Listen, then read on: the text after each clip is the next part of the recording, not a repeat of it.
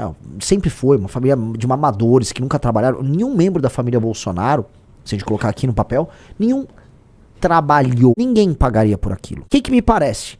O pai ia ser preso, vai ficando insustentável, porque boa parte do discurso bolsonarista se sustentava por muito tempo numa ideia de uma superioridade moral, de um patriotismo e num vínculo com a imagem de um Brasil diferente, honesto, trabalhador, e que nunca foi verdade. A família Bolsonaro é uma família essencialmente corrupta.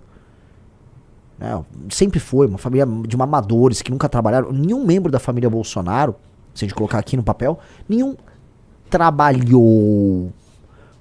E olha que eu tô falando que estar na vida pública é trabalho. Por exemplo, o Carluxo, quando ele fez 17 anos, ele concorreu para vereador e assumiu como vereador. Se ele fosse um bom vereador, eu diria, o Carluxo trabalhou. O Carluxo nunca trabalhou como vereador, cara. O Carluxo tinha apenas um cargo lá que pagava uma grana para ele, imaginando, né? Então, se eu olhar direitinho, essas pessoas nunca tiveram muita experiência de vida prática. Então, né, vender que a família Bolsonaro era isso, nunca deu. Mas houve uma ilusão. Essa ilusão, para as pessoas mais inteligentes, caiu já nas eleições de 2022. Boa parte das pessoas mais capazes perceberam, cara, bolsonarismo é farsa. E os mais jovens perceberam. Por isso que dentro dos mais jovens o bolsonarismo tem um grave problema. Não consegue crescer. Beleza, o tempo passa. Vem essa crise e todo mundo sabe, e o bolsonarismo sabia, que o escândalo do Banco Master é um escândalo monumental. E os próprios bolsonaristas usaram o escândalo do Banco Master para atingir o Alexandre de Moraes. Até havia uma piada, vê se o telefone do Bolsonaro estava no celular do Vorcaro. Foi pior, né, cara? Foi pior. E aí o cara, né, a casa começou a cair de maneira muito intensa. Assim, eu não tô brincando, a casa caiu de uma maneira que eu mesmo não imaginava. Tá? Eu sabia que viria uma série de acusações envolvendo o escândalo do INSS, Willer Tomás, envolvendo o secretário de esportes lá do Rio. Talvez até a Adriano da Nóbrega eles trariam. Mas isso aqui é devastador. É devastador. E não vai dar pra militância segurar isso por muito tempo. Não vai dar. Porque estão fazendo aquelas revelações no pinga-pinga, no conta-gotas, e vão, né, uma coisa vai refutando as outras histórias. Então saiu agora as últimas notícias e elas dão conta de que havia um contrato com uma empresa, que não necessariamente esse contrato envolvia fazer filme. Era uma empresa que recebia a grana do Vorcaro lá pra fora. Tinha um contrato, né, de confidencialidade, o NDA, Non-Disclosure Agreement, e o que tá claro ali nesse negócio é o seguinte: por que o Vorcaro faz um contrato que supostamente financiaria um filme sem obter nenhum retorno financeiro com isso e sem obter nenhum tipo de publicidade com isso? Ora, se ele tá fazendo isso, é que da outra parte, ou melhor, na contraparte, há algum favor sendo feito para ele. Qual o favor obtido junto aos Bolsonaro? Qual o favor obtido junto aos Bolsonaro?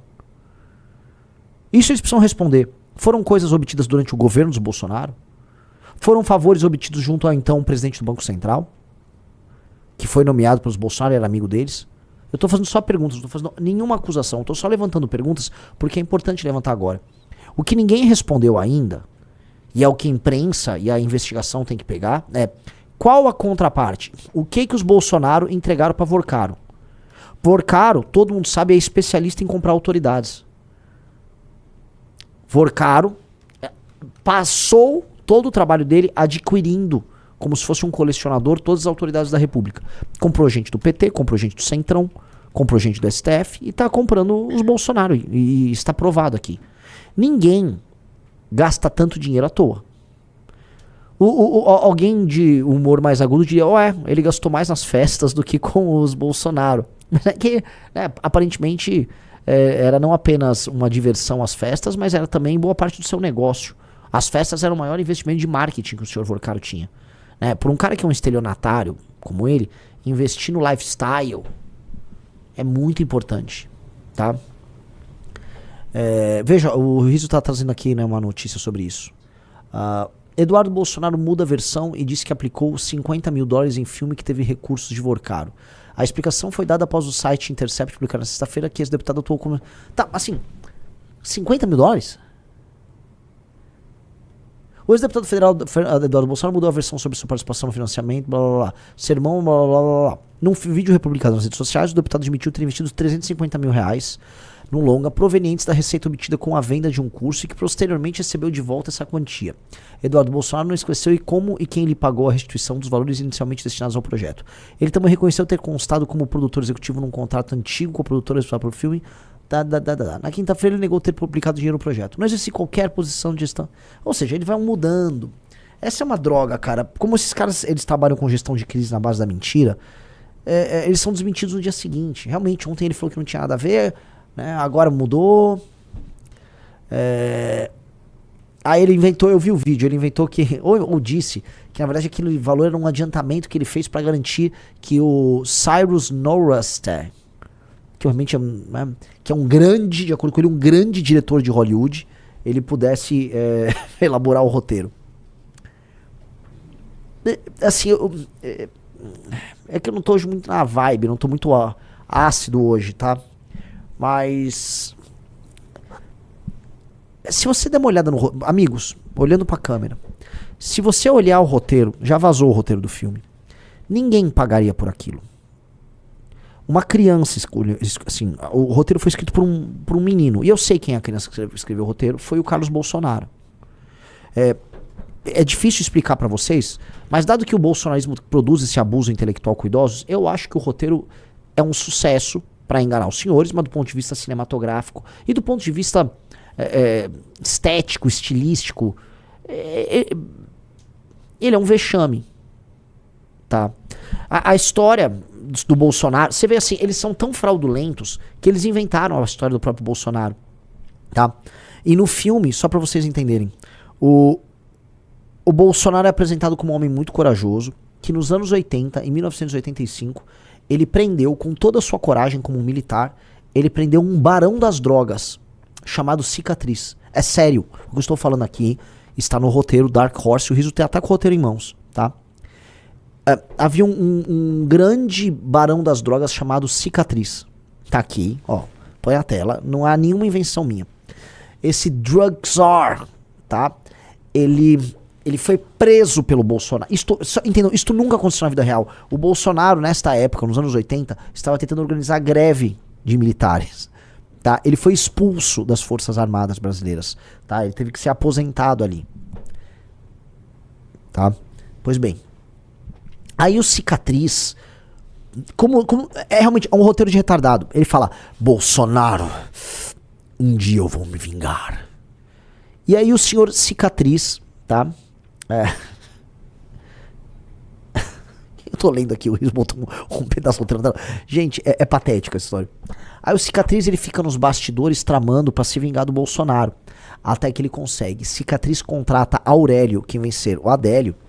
E aí ele tenta matar o Bolsonaro, mas não consegue. Ele não consegue matar o Bolsonaro. E aí, no final do filme... que já entregaram o roteiro do final do filme, o Alexandre de Moraes tá numa sala junto com o Cicatriz. Eles conseguimos derrubamos este homem, né? E aí tá o Lula tomando posse na presidência da República e vem os créditos avisando que o Bolsonaro terminou preso, as pessoas se manifestaram e tal. Em resumo, cara, é um filme lelé da cuca, é um filme doidinho. Pô, assim, se você tá fazendo um filme biográfico, muitos filmes biográficos existem romantizações, existem personagens inventados, tá? Mas assim, é um filme biográfico de uma personalidade política. A história verdadeira já era interessante. Veja, olha só o que eu tô falando. Já era interessante. O Bolsonaro realmente foi um dark horse. É um caso engraçado, é um caso curioso, como um país elegeu um idiota como ele. Beleza. Pra que inventar? O Bolsonaro nunca prenderia. A única vez que o Bolsonaro teve diante, vamos dizer, de um criminoso armado, foi um assaltante que viu o Bolsonaro de moto, rendeu o Bolsonaro, tirou a arma do Bolsonaro. E o Bolsonaro, socorro. Foi isso. É muito tosco. É muito tosco. Assim, isso aí é de chocar, cara.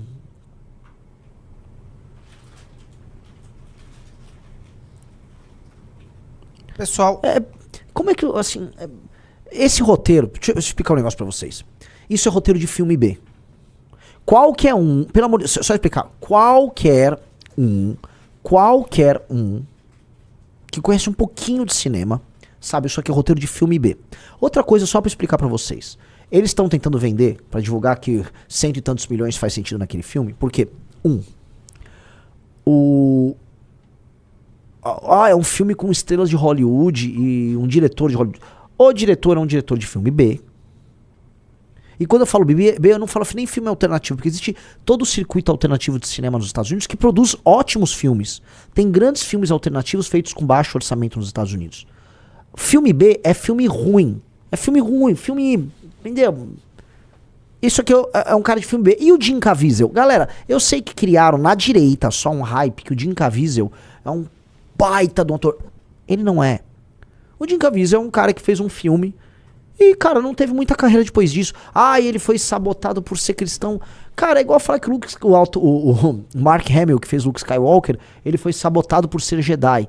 Ele só fez um filme, ficou muito marcado por um personagem e nunca conseguiu fazer outro filme. Que é outro cara que aconteceu isso, o Elijah Wood, que fez o Frodo no Senhor dos Anéis. Isso acontece. O cara fez Jesus, não era também o maior dos atores, e pronto. E é isso, ele é um filme, é um ator B. Você não precisa de todo esse orçamento pra contratar o Jim Caviezel. Entendeu? É isso, estão exagerando. É só você procurar no Google, é só dar um Google, procurar o cachê do Jim Caviezel e comparar com o cachê do ator brasileiro que fez o Agente Secreto lá, esqueci o nome dele, o babaca do Wagner, o babaquíssimo Wagner Moura. O Wagner Moura hoje é um ator bem ranqueado lá. Ele fez a série da Netflix, ele fez o Narcos. Então, custa mais alto. Então, assim, como você pode explicar aqui o filme Agente Secreto, que tem um roteiro bem construidinho, as cenas de época muito bem feitas, assim como o Ainda Estou Aqui, as cenas de época muito bem feitas, a Recife do Agente Secreto e o Rio de Janeiro de Ainda Estou Aqui estão impecáveis.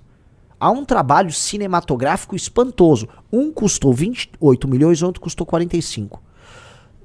Com atores mais caros, com um trabalho mais sério. O filme lá, Dark Horse, é um filme B, de baixíssima qualidade, com um roteiro de filme B, com atores de filme B. Amigos, onde eu tô dando toda essa volta? Esse filme era uma justificativa para dinheiro ser jogado numa operação que não envolve cinema. Que eu imagino que seja a operação que sustentou a família, né, a família Bolsonaro nos seus devaneios políticos ao longo dos últimos 2 anos. O que me parece? O pai ia ser preso, esses caras foram atrás do grande mercador de autoridades que era o Vorcaro. Eles sabiam que o futuro político deles estava em risco. E eu acho que eles foram forrar a barriga mesmo. Tudo leva a crer que os Bolsonaro caíram nisso.